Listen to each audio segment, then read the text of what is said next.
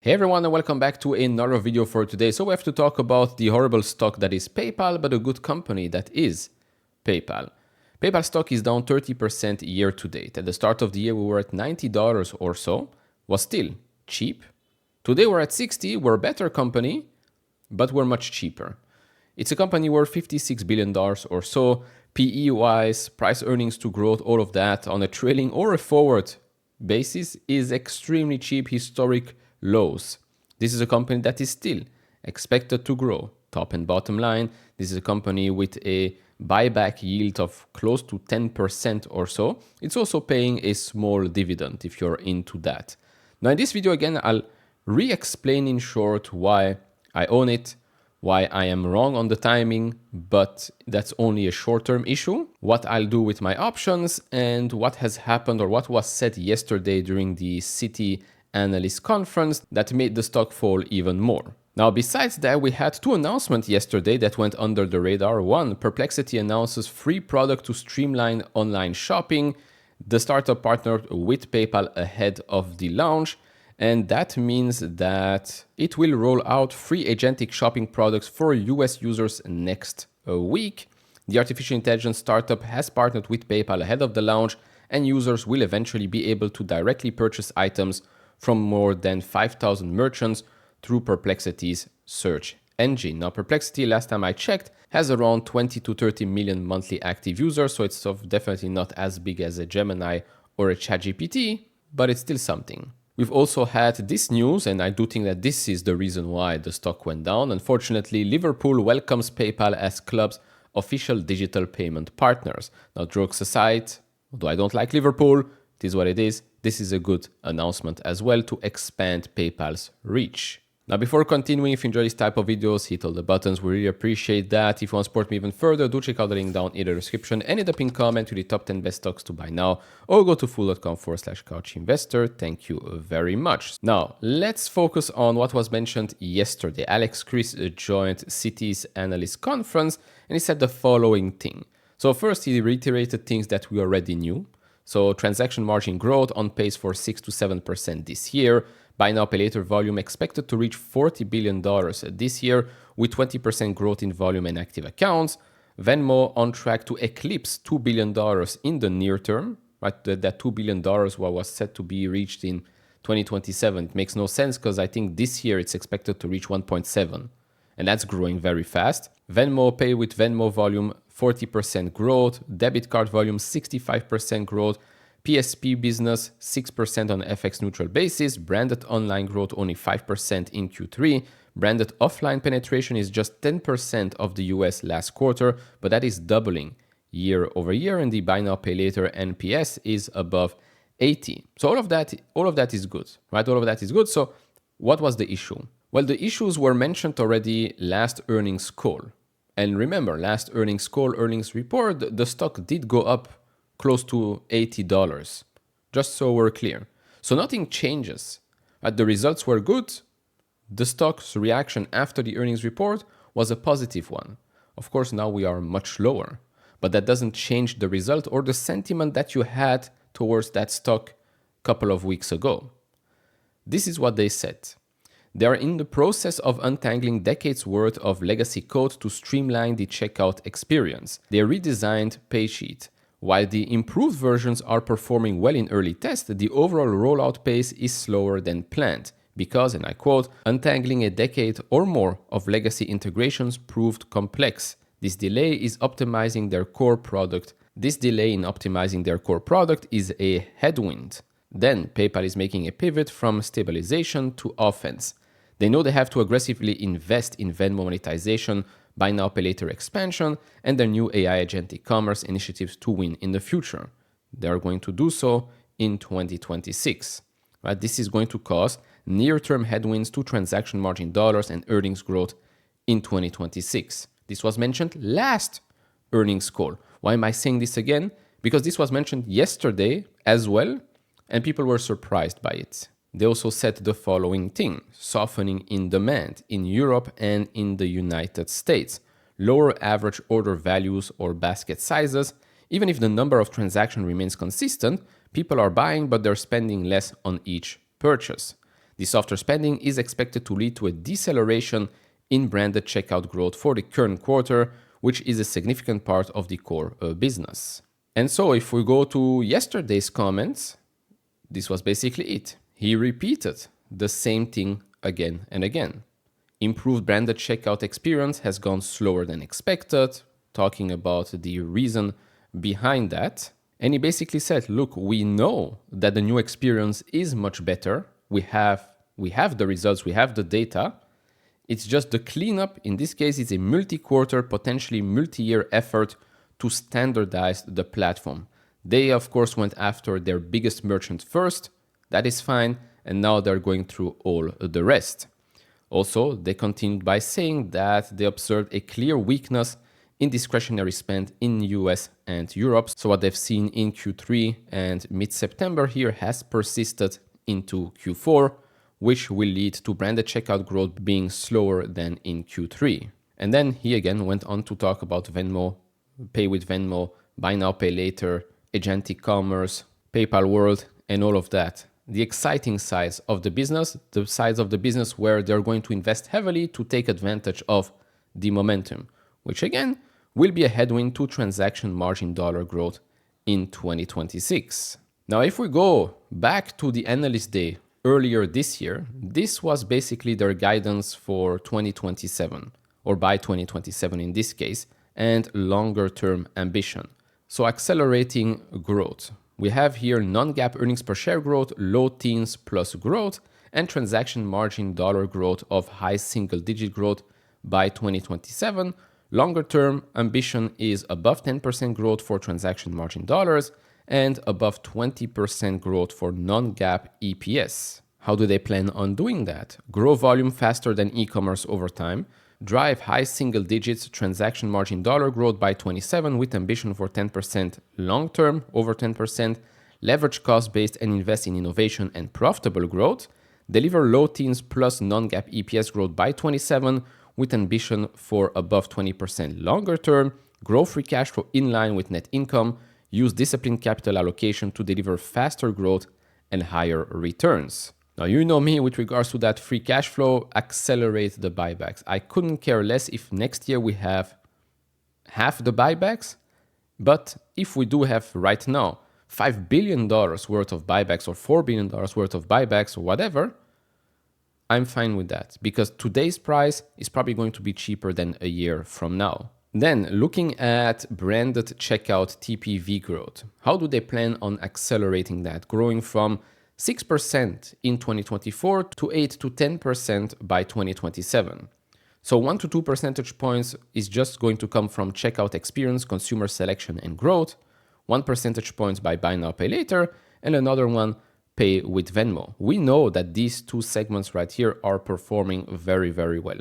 This one right here is again slower than expected. And so what we're getting right now is PayPal at a forward P of 10.7 times. Of course, the average over the past 10 years was much higher than that, but PayPal right here, especially because of this period, was more expensive, was growing faster, but because of the pandemic, but was also growing in an unprofitable way. If we look at price to operating cash flow, 6.59, historic lows here, far away from the average. And I'm not saying that the average, that it needs to go back to 19.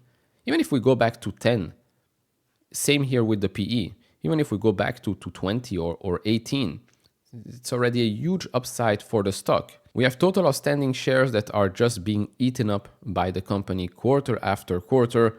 We have a buyback yield here of 10.3%, which again, I say this as someone that knows that this company is profitable, generating the free cash flow, has a big chunk in cash.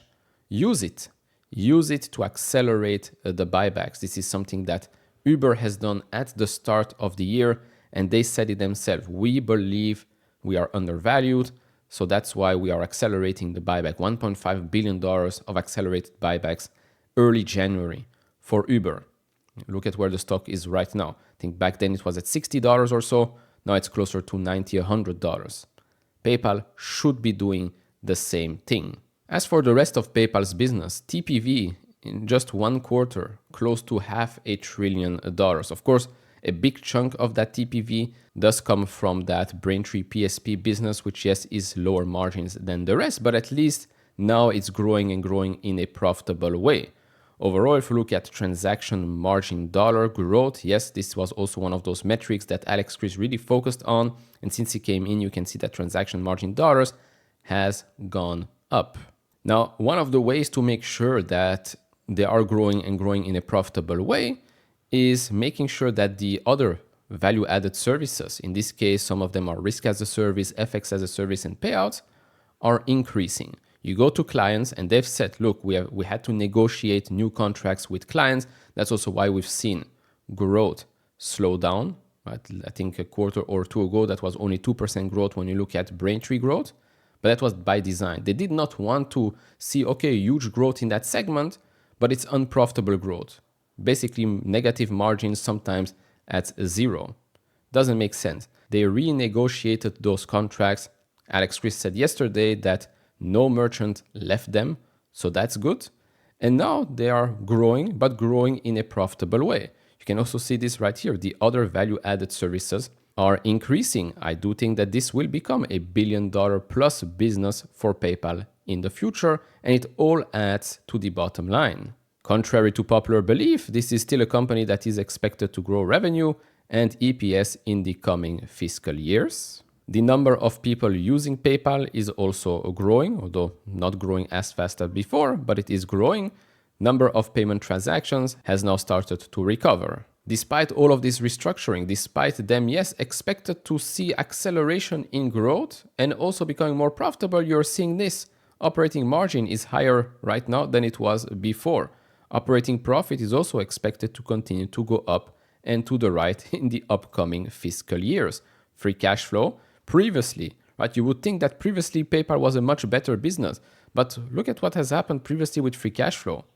Not that great. Now we are seeing, this is last 12 months by the way, but we are seeing consistent free cash flow growth. I do also think that these numbers are quite conservative, but I do expect free cash flow growth to gradually increase over the next coming years. And yes, this will be used to buy back shares and probably, yes, continue to pay that dividend. Now, you might have noticed this when we talked about PayPal with Emir. This is from Emir Type F Capital. This was back when PayPal was worth $69 per share, not that long ago. Intrinsic value 110% higher than when we were. So even if you think that these assumptions right here, even if you think that the implied digital payment market share for PayPal is too high right now, 13.7%, although that's been coming down since the 15.5% in 2021, even if you think that this is too high and the 14% in the future is too high, you can reduce that a little bit. You can reduce the revenue growth if you want. You can reduce the operating margin a little bit as well. Doesn't matter. These assumptions are extremely, extremely conservative. And yet what we're getting is PayPal should be worth double what it is today, if not more. Again, these are not aggressive assumptions. Not at all. Unless you clearly don't believe in the company and you think that this is a company that goes to zero, despite all the evidence that says otherwise. Moving on to the last part, and that's the options here. So right now, these are my options. I think almost all of them, if not maybe one, are in the red, right? Full disclosure, losing money on those right now because the market decided that after the great earnings report, we went to 80 and now we're back at 60. Okay, that's the thing with options. Your thesis might be right, your timing might be completely wrong. Now the riskier ones are, well, the riskier one in this case is just the March one because it's giving me one extra earnings report and earnings call with the guidance, of course, for fiscal 26. We might also not be getting the amount of rate cuts that I wanted. Okay, so these ones, I'll give them another month or so to see how that plays out. Then if I see that worst case scenario, it doesn't really move much, I'll take the loss and put the rest probably into a January 27 $90 strike price or 100 or so. The June one, we still have a long time. Like we still have 2 extra quarters, 8 months or so. So I am willing to wait with that one. And then the 2027, well, we have the whole 2026. Now, the thing with the March ones is that I'll have to see exactly how much upside we can get with those options right here. Because if, let's say, hypothetically, we are still at $60, and I believe that we can reach $120 or $100 or so in a year from now, then of course, I don't know when exactly we can hit that number, but if we do hit 120, that's a 2x purely by holding the shares. So then it becomes a question of, okay, do I just want to own shares, have my 2x, or do I want the option and maybe have a 3x or a 4x, again, depending on when we hit those targets. That's going to be a question for a month from now, but all the rest I am not touching. And so right now, what do we have? We basically have this. We have a horrible, again, we were at $79 after earnings, and now we're back at 60. Not because the company sucks, not because it was a bad earnings report, purely because, well, market sentiment completely shifted, not just for PayPal, but for a lot of the other players out there as well. All of the AI stocks, everything went down. Probability of a rate cut went from 90% to now 30% for December. Yes, they are still seeing some weakness in the consumer for Q4. And then, yeah, this continues to go down, down, down. So, like I said here, PayPal was cheap right here at the start of the year, $94 or so. PayPal is cheaper and better here at $60. I know some people are sick and tired of hearing about PayPal, but if I can get PayPal to outperform the market in the long run, but take a short-term hit on optics, I couldn't care less, right? Because for me, PayPal is a $300 stock probably by 2030 or so. You will going to say, are you crazy? No, I'm not crazy. I'm not crazy. $300 is basically all-time highs back in 2021, but with way more shares outstanding. If PayPal executes correctly, then yes, it will become a $300 stock in the future. I have time, right? For some people, 5 years is too much. I think getting a stock at 60, potentially going to 300 in 5 years, I think that's good enough. I think that's good enough. Don't you think? Anyways, that's all for me in this video. If you enjoy this type of videos, hit all the buttons, share your thoughts down in the comment section below, and we'll see each other in the next one. Bye-bye.